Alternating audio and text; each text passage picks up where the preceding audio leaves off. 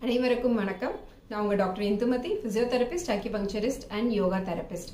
நடக்கிறது உடலுக்கு ரொம்ப ஆரோக்கியமானதுங்க. நம்ம நடக்கிறது மூலமா நம்ம உடல் ஆரோக்கியம், மன ஆரோக்கியம் அதிகமாகும். நம்மளோட செல்ஸ் எல்லாம் ஆரோக்கியமா இருக்கும். இப்ப டயபெட்டிக் பேஷண்ட்ஸ் இருக்காங்க இல்லையா, அவங்க நடக்கிறதுனால அவங்களோட டயபெட்டிக் கண்ட்ரோல் ஆகும். எப்படின்னு கேக்குறீங்கன்னா, நம்ம pancreas ஸ்டிமுலேட் ஆகி அதன் மூலமா இன்சுலின் செக்ரீஷன்ஸ் அதிகமாகுது. இது பிளட்ல இருக்கக்கூடிய குளுக்கோஸ் லெவலை கண்ட்ரோல் பண்ணுது. இதன் மூலமா தான் டயபெட்டிக் கண்ட்ரோல் ஆகுது. இப்ப டயபெட்டிக் ப்ராப்ளம் இருக்கிறவங்களுக்கு மற்ற உடல் உபாதைகள் வரதுக்கான வாய்ப்புகள் அதிகமாகவே இருக்கு. அதனால கட்டாயமா எல்லாருமே நடக்கணும்.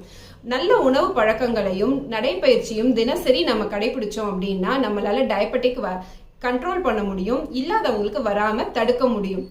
அதனால எல்லாருமே நல்லா வாக் பண்ணுங்க, ஆரோக்கியமான உணவு பழக்கத்தை நீங்க எடுத்துக்கோங்க. ரெகுலரா நடக்கிறதுங்கிறது உடலுக்கு ரொம்ப ஆரோக்கியமானது, மனதுக்கு ரொம்ப ஆரோக்கியமானது. நன்றி, வணக்கம்.